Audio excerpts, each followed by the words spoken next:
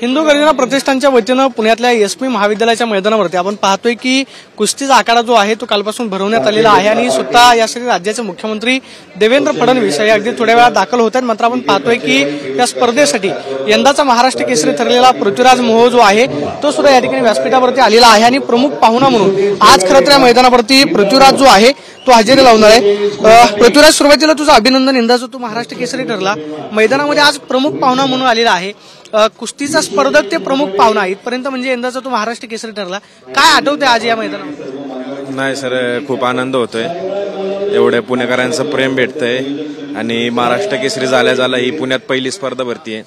त्यामुळं यांनी सकाळी मला म्हणजे फोन केला, तालमीतच होतो मी, फोन केला तुला म्हणजे देवेंद्र साहेब फडणवीस येणार आहेत, त्यांच्या हस्ते सत्कार आहे, मग त्यांनी फोन केल्याबद्दल मी इथं आलो। म्हणजे आज मुख्यमंत्र्यांना तो भेटणार आहे? हो, मुख्यमंत्र्यांना भेटण्यासाठी त्यांनी बोलावलं होतं। गदा आणली सोबत की? हो, गदा सोबत आणलेली, गदा सोबतच असते।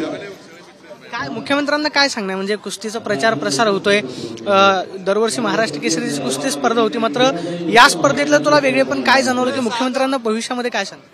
नाही, ते म्हणजे दरवर्षी जो महाराष्ट्र केसरी होईल त्यांना शुभेच्छा द्यायला येत असतात त्यांनी यावर्षी सारखं म्हणजे फोन केला होता ज्यांनी आयोजकांना आहे त्यांना की पृथ्वीराजला भेटायचे, मग आज त्यांच्या हस्ते म्हणजे शुभेच्छा देण्यासाठीच फक्त त्यांनी बोलावले, बाकी काही नाही एवढं। मात्र पृथ्वीराज, खरं तर तू महाराष्ट्र केसरी म्हणून निवडला गेला, मात्र त्यानंतर बरेच प्रश्न जे आहेत ते उपस्थित झाले।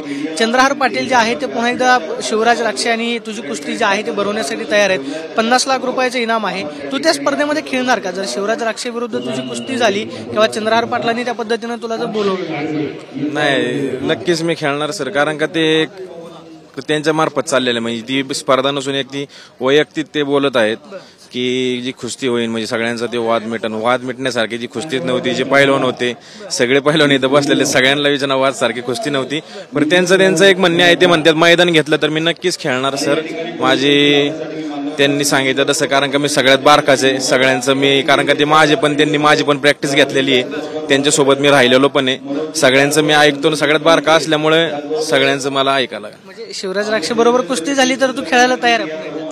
हो, नक्कीच सर, म्हणजे आता मी सगळ्यात बारका आहे, मला अजून भरपूर इथून पुढे पण कुस्ती येतील, आमच्या भरपूर मला महाराष्ट्र केसरीच्या कुस्ती स्पर्धा पण खेळायच्या, इथून पुढे पण कुस्ती येणार आहे, काही होईन मी हारन पण मी जितन पण ती एक स्पर्धा आहे, एक खेळाडू आहे, त्या खेळाडूचं काम करावंच लागतं। आजी तुम्ही सोबत आलात काय? सोबत आलात आज ना? पुण्याचे पहिले महाराष्ट्र केसरी रघुनाथ भाऊ पवार यांचे पत्नी आहे, त्यांचा आशीर्वाद घेतला? हो, नक्कीच त्यांनी माझ्यासोबत आले, ते पण आता मला सांगत होते। महाराष्ट्र केसरी ठरलाय पृथ्वीराज, काय शुभेच्छा?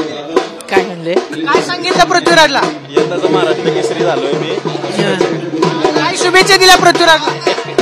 पाहतोय की या आजी ज्या आहेत त्या पहिल्या महाराष्ट्र केसरी रघुनाथ पवार यांच्या मातोश्री आहेत, मात्र पृथ्वीराज सांगतोय की जर पुन्हा एकदा शिवराज राक्षे विरुद्ध माझी कुस्ती झाली तर मी नक्कीच खेळेन, अशी प्रतिक्रिया पृथ्वीराज मोहोळने दिल्याचं पाहायला मिळते। कॅमेरा पर्सन तुषार सोनी, प्रदीप कापसे, TV9 मराठी, पुणे।